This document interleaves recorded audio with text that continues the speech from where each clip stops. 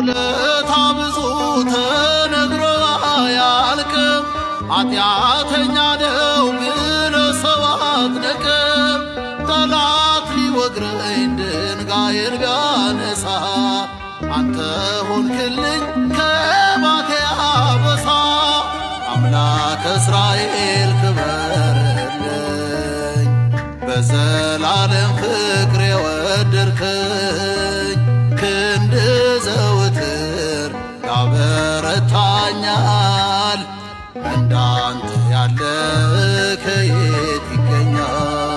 አምላከ እስራኤል ክበርልኝ በዘላለም ፍቅር የወደድከኝ ክንድ ዘወትር ያበረታኛል። እንዳንተ ያለ ከየት